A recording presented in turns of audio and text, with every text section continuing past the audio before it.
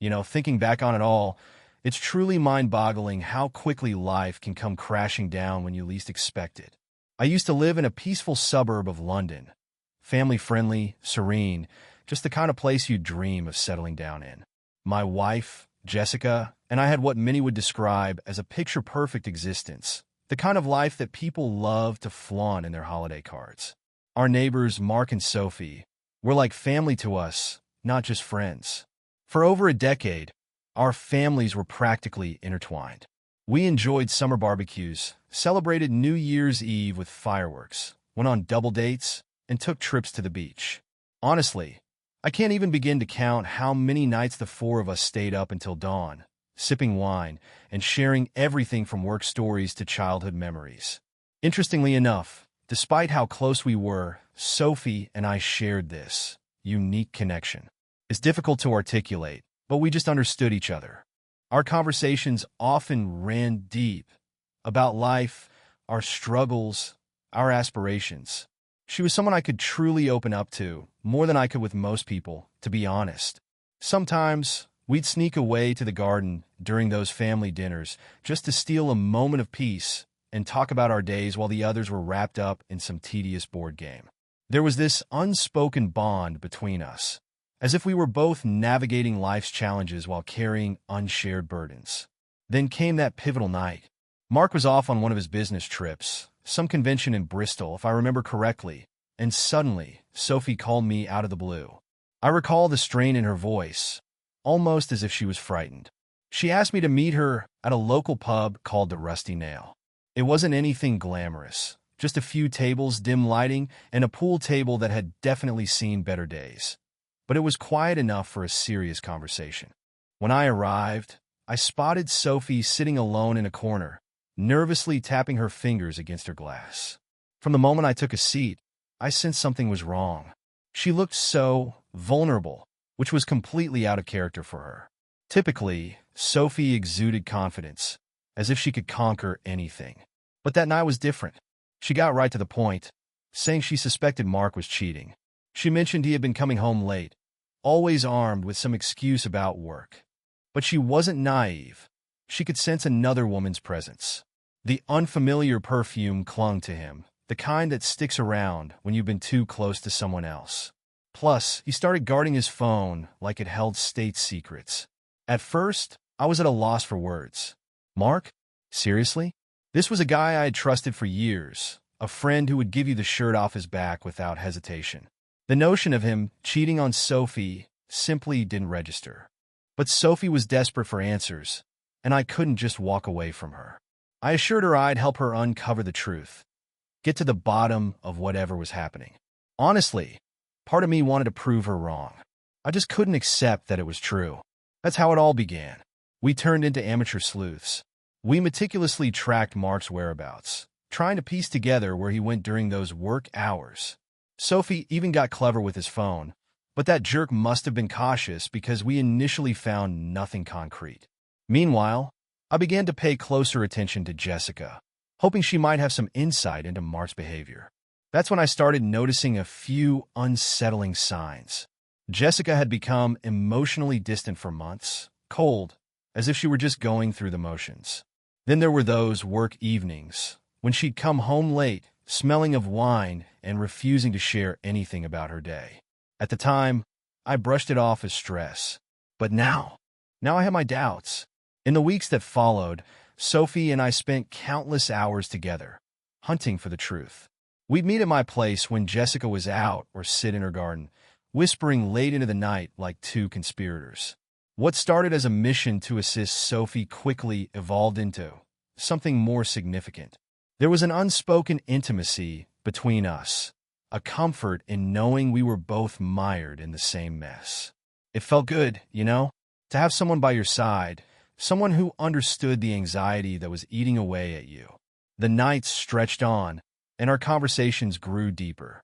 We discussed everything: our marriages, our regrets, our aspirations, and even our fears. Every time she looked at me with those eyes full of concern and pain, I felt this overwhelming urge to protect her, to take her troubles away. It became increasingly difficult to deny that something more was blossoming between us, something far beyond friendship. But I kept telling myself it was just my imagination, that the stress was messing with my emotions.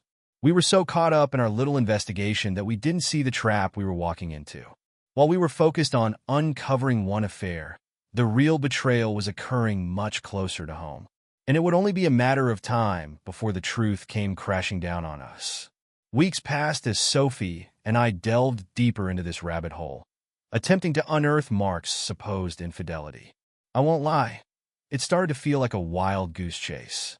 I began to wonder if we were just paranoid, imagining things that weren't really there. All those late nights, the whispers, the sneaking around, it was wearing me down. There were times I thought about throwing in the towel, telling Sophie to let it go. But each time I caught a glimpse of that desperate look on her face, I knew I couldn't abandon her. She needed me, and honestly, a part of me needed her too. Then everything shifted with one email. Just one damn email from an anonymous sender, like a sick twist from a soap opera. I can recall it like it was yesterday. Sophie called me, her voice trembling. She said she needed to see me urgently. I thought perhaps she had uncovered another clue, some trivial detail we could analyze for hours. But when I arrived at her place, she was sitting at the dining table, her laptop open, staring at the screen as if it might attack her. Without a word, she gestured for me to sit and take a look. There they were, photos that told a story I never wanted to see. Captured in a swanky restaurant, romantic and dimly lit, Mark, my so-called best friend, looked entirely too pleased with himself, casually holding hands across the table with some woman. At first, my mind fought against it, trying to blur the harsh details, but the longer I stared, the more undeniable it became. That woman was Jessica, my wife, the love of my life and the mother of our children. And she wasn't merely sitting there.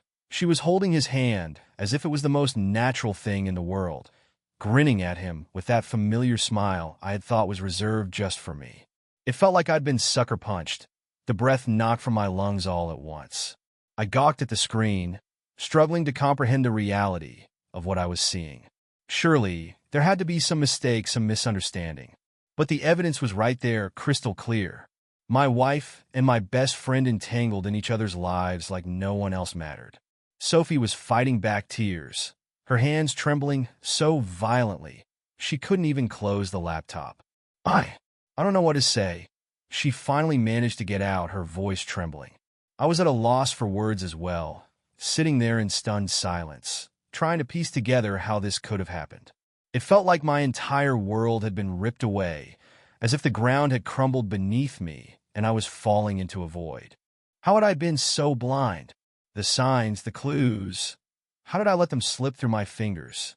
For a while, we sat in heavy silence. I couldn't tell if it was minutes or hours that passed. Eventually, Sophie moved closer and wrapped her arms around me. That was the moment I broke down. I'm not someone who cries easily. I can't remember the last time I shed a tear. But that day, the dam burst. And Sophie, despite her own heartbreak, held me tight. She seemed to grasp what I was going through, understanding that we were both dealing with the same gut-wrenching betrayal. Why? I finally managed to croak out, my voice cracking under the weight of the question. Why would they do this to us? Sophie shook her head, her eyes shimmering with unshed tears. I don't know, David. I wish I did. That was the hardest part. There were no clear answers, only more questions, each one deepening the pit in my stomach. How long had this been happening? How many lies had been fed to me? And how deeply had my trust been shattered? And right under my nose, too. The thought of Jessica sneaking around, living a double life with Mark, made me feel sick. Every late night at work, every girl's weekend, every tiny lie she'd told flashed through my mind like an unwelcome highlight reel, and I couldn't believe I had been so oblivious. Sophie and I spent hours that night pouring out our feelings, venting our frustrations and heartache. It felt like we were both bleeding from the same wound, and we understood that no bandage could heal this pain. I learned things about Jessica that shattered my heart further. Little warning signs Sophie had spotted over the years, but dismissed. I shared my own suspicions about Mark, how he'd always been overly friendly with Jessica, how he'd throw out those innocent jokes that now felt anything but innocent. Then the emotions crashed over us like a tidal wave. At first, it was pure despair, a gut-wrenching sensation, like I had lost everything that mattered in my life. But that despair didn't last long. It quickly transformed into something much fiercer: rage. Blinding, furious rage. Not just directed at Mark or Jessica, but at myself. How did I let this happen? I was supposed to be the one holding my family together, protecting my marriage. But I failed. And now everything lay in ruins. Sophie was just as furious, perhaps even more so. She recounted how Mark had been her rock, someone she'd trusted with her whole heart. And now he was just a deceitful, cheating jerk. As we sat there, feeding off each other's fury, one thing became painfully clear. This was not just about broken hearts. We wanted vengeance. Not the petty kind, either. We wanted to bring it all crashing down. "Let's make them pay," Sophie declared, her eyes alight with a fiery mix of hurt and determination. "Let's make them regret every single moment they spent together." I didn't need convincing. At that point, I was willing to do anything to ensure that Jessica and Mark experienced even a fraction of the pain we were enduring. So here we were, two individuals betrayed by those we loved most, now united by a shared thirst for revenge. I had no idea what lay ahead, but one thing was certain: Jessica and Mark had messed with the wrong people. They were about to find out just how much damage a pair of scorned spouses could inflict. For a long time, I believed that catching Jessica and Mark in the act would offer me some sense of closure. I thought that once we had the truth, once we gathered solid proof, everything would start to fall into place. But the deeper we dug, the more it felt like quicksand, pulling me down further and further, leaving me feeling helpless and seething with anger. Sophie and I agreed to keep our heads, no rash decisions or explosive confrontations. We had been dealt a heavy blow, but we were wise enough to recognize that acting impulsively wouldn't help us. We needed a plan, and that's what we did. We spent weeks playing detectives, trying to understand just how deep this mess really ran. Sophie kept a keen eye on Mark's schedule, checked his phone whenever she could, tracked his excuses and lies. As for me, I began scrutinizing every little thing Jessica did. I wish I could say I was surprised by what I discovered. But honestly, once you know the truth, the signs are glaringly obvious. She felt like a complete stranger in our own home. Those work evenings that seemed to appear out of thin air, they lined up all too conveniently with Mark's so-called client meetings. The mood swings were unbearable. She'd snap at me over the tiniest things. It felt deliberate, like she was pushing me away, creating distance to live her double life freely. Then there were the nights when she came home with that all-too-familiar, "I'm too tired to talk" expression, and those other nights when I could smell cheap wine on her breath, which she tried to mask with mints as if I wouldn't notice. I should have connected the dots sooner. Love can make you blind to the signs you don't want to acknowledge.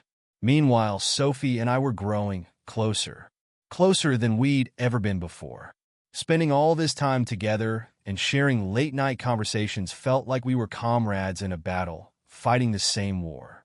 Almost every night, we met, sometimes at her place, sometimes at mine, discussing strategies and piecing together the shattered remnants of our lives. We realized we had to catch them in the act. Words alone wouldn't suffice. We needed irrefutable, undeniable proof to confront them. It was our only shot at regaining control. Eventually, we decided it was time to take a bold step. We needed to witness the affair for ourselves. It was risky, and I still wasn't certain how it would impact me, but anything was better than remaining in the dark. So, we bought a small, discreet camera that we could hide in Mark's and Sophie's apartment, and even in mine for good measure. Let me tell you, the thrill of sneaking around like that was exhilarating. It felt like we'd stepped into a spy film, except this was our real lives, and the stakes were our futures and our marriages. One night, Sophie came over to my place. Jessica had claimed she'd be working late. What a surprise. So we figured we had a few hours to sift through the footage we'd gathered. We settled on the couch, leaning over my laptop like a couple of teenagers breaking curfew. At first, It was all quiet, just two people glued to the screen, scrolling through hours of mundane footage, desperately hoping for that one moment that would unveil the truth. But as the hours dragged on and the reality of what we were doing began to sink in, the silence felt increasingly heavy. You ever have one of those moments where you can sense that something's about to change? That was it. The air was thick with tension, as if all the emotions we'd been burying were poised to erupt at once. Suddenly, we were no longer just two people on a mission. We were two wounded souls yearning to feel whole again. Sophie looked at me, and there was a vulnerability in her eyes, as if she was searching for something: comfort, reassurance, or perhaps just a temporary escape from the chaos. I felt it too, that aching need to be seen and wanted, to escape feeling like a discarded piece of trash tossed aside by the woman I loved. It's all so messed up, isn't it?" she murmured, her voice cracking as she fought back tears. I nodded, swallowing hard. Yeah, it really is." We stayed like that for a while, inches apart, but a world away from everyone else. Then, I'm not sure who made the first move. Maybe it was her, maybe it was me, but suddenly the gap between us vanished. She was in my arms, and I was kissing her as if my life depended on it. I know what you're thinking. How could I betray my marriage like that? Even after everything Jessica had done. But in that moment, none of it mattered.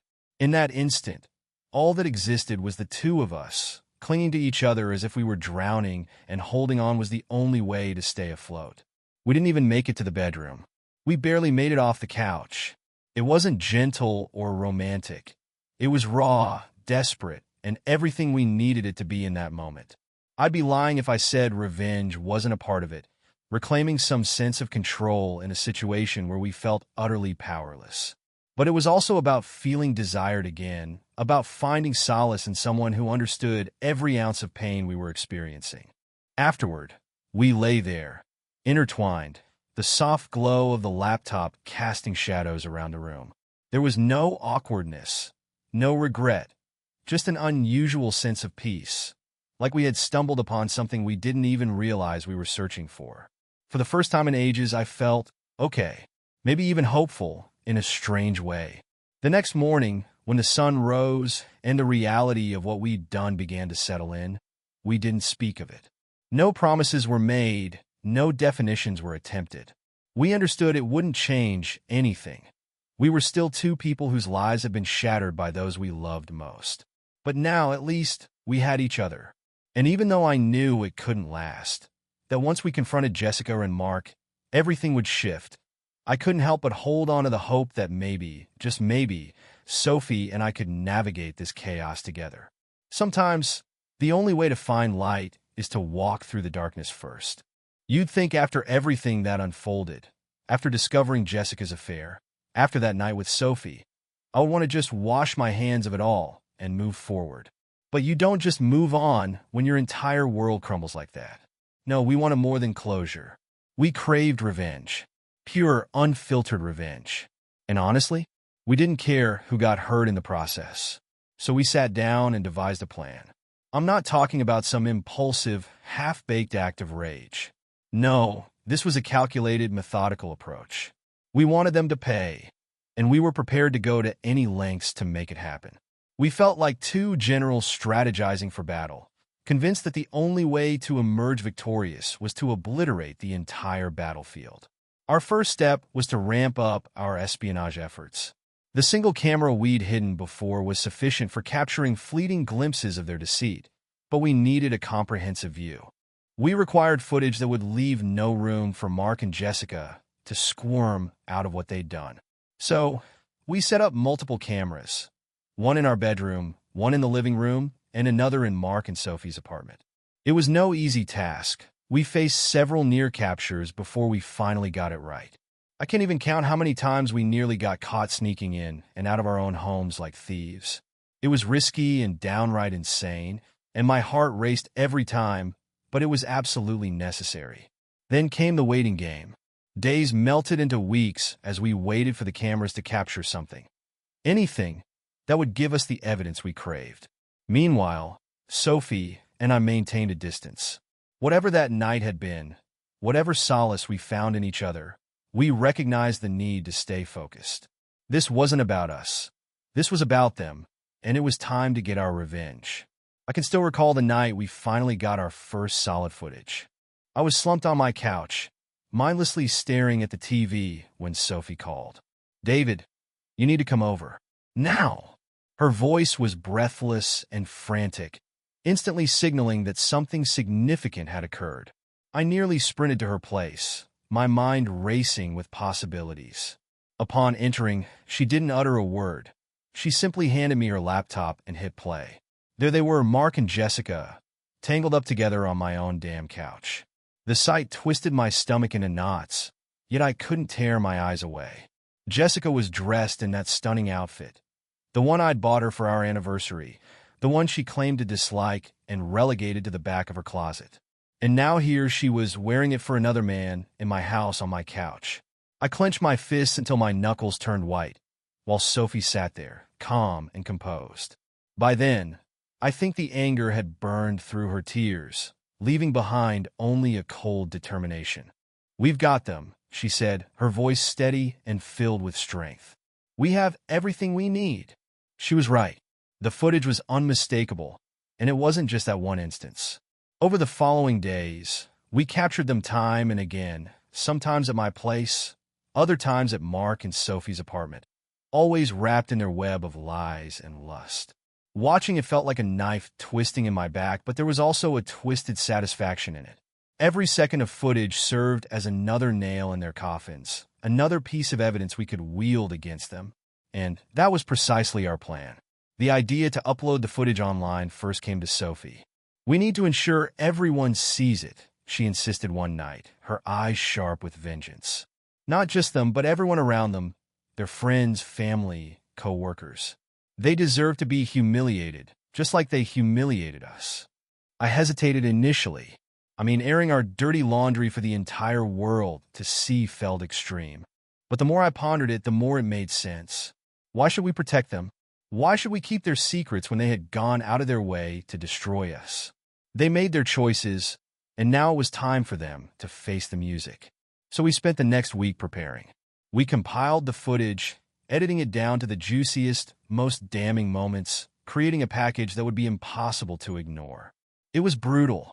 Every touch, every kiss, every whispered conversation laid bare, and I wanted them to feel the full weight of their actions. I set up fake social media accounts and created a burner email address. It felt like we were gearing up for digital warfare. Once everything was primed, we pulled the trigger. We posted the videos online, making sure to tag everyone connected to Mark and Jessica, friends, family, co-workers, you name it. If they were associated with either of them, they were getting a front row seat to the spectacle. Then we waited. The fallout was immediate. It was like tossing a match into a room full of gasoline. Within hours, the videos had been shared and reshared, spreading like wildfire across every social media platform imaginable. People I hadn't spoken to in years were messaging me, horrified by what they had seen. I could only imagine how Jessica's phone was blowing up, but I didn't care. I blocked her number and severed every line of communication. As far as I was concerned, she no longer existed. Mark, on the other hand, attempted damage control.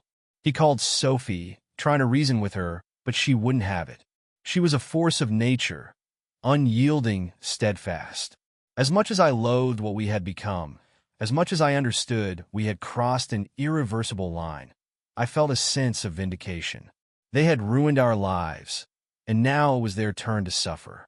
I wish I could claim that revenge brought me peace, that watching their lives unravel gave me the closure I sought. But the truth is it didn't. It was chaotic, messy, and ugly, and deep down, I knew we'd only made things worse for ourselves. But in that moment, fueled by rage, hurt, and betrayal, none of that mattered. All that mattered was making them pay. And pay they did. When the videos went live, I anticipated chaos, but nothing could prepare me for the storm that ensued. It was like detonating a nuclear device. The fallout was swift and merciless.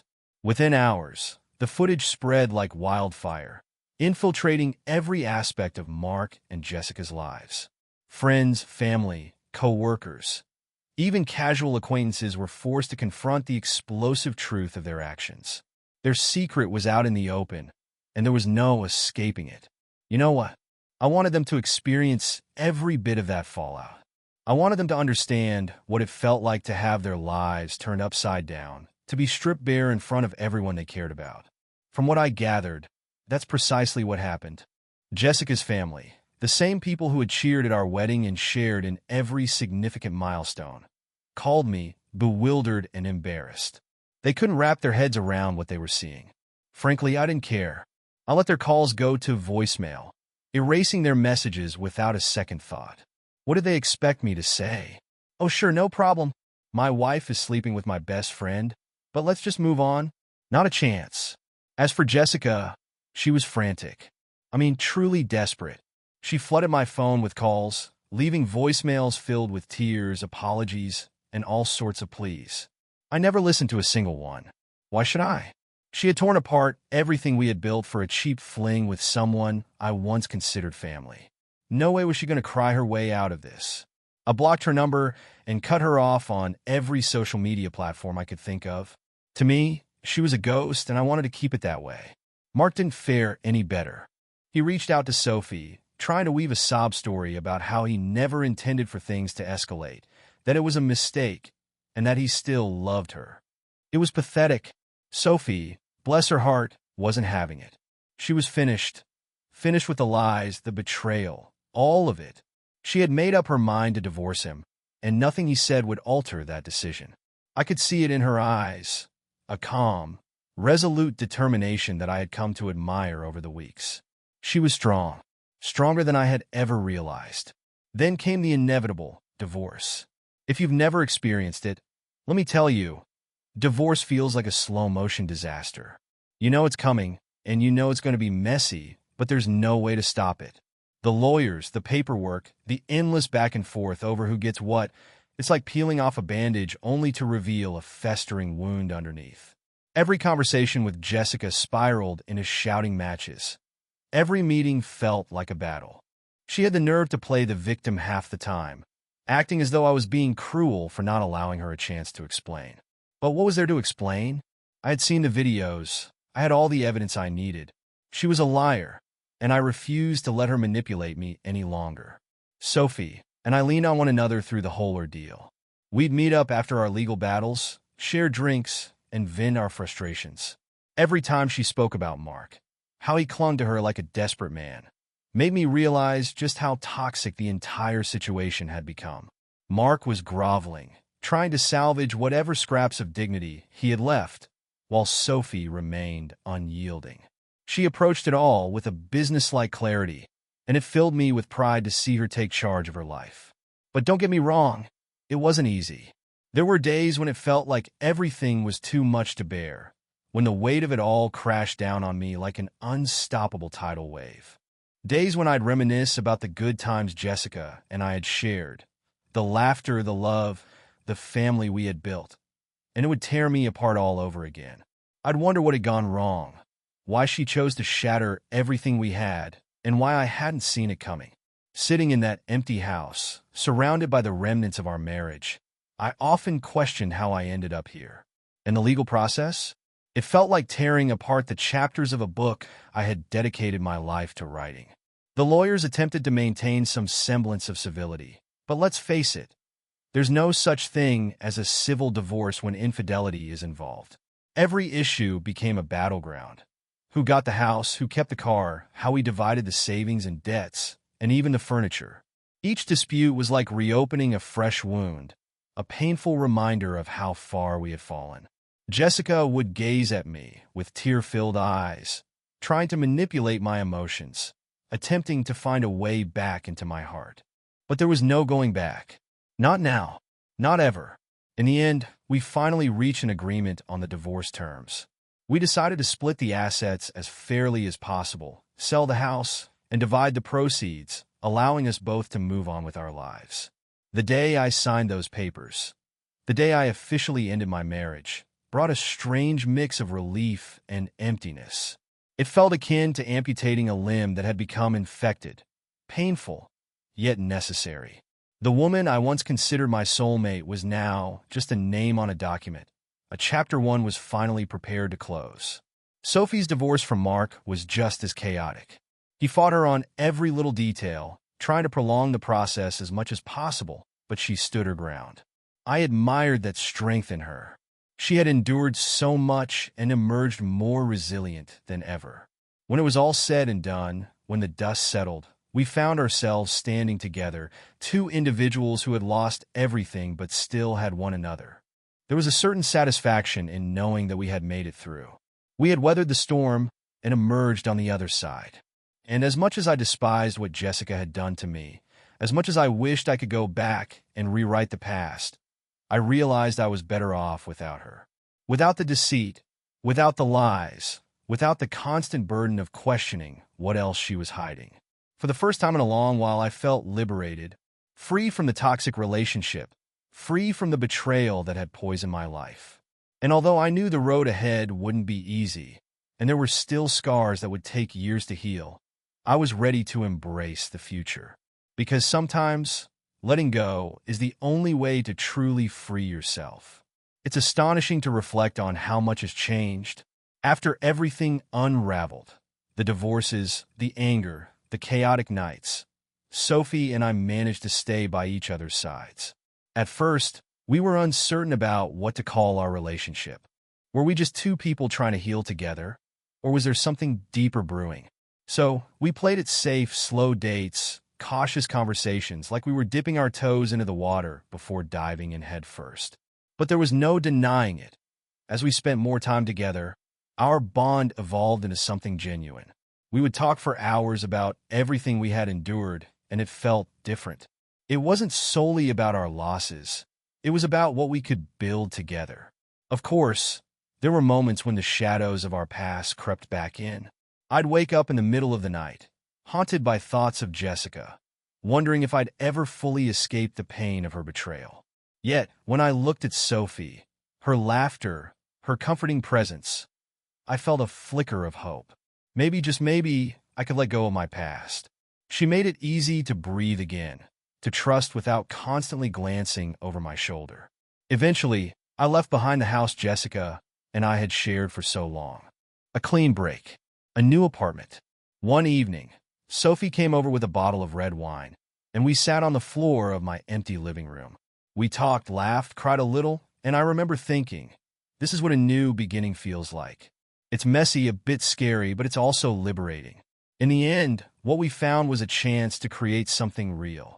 Something rooted in honesty and love, devoid of lies and secrets. Sophie and I aren't rushing into anything. We're taking it one step at a time. Perhaps one day, we'll leave all the drama behind and discover a quiet place to start fresh, away from the chaos. It's not a fairy tale, but it's ours. Looking back, I never would have imagined that such a whirlwind could lead me here. But now, with the worst behind me and Sophie by my side, I know one thing for certain. Sometimes, the darkest moments pave the way for something infinitely brighter. And I'm finally ready to explore where this journey takes us.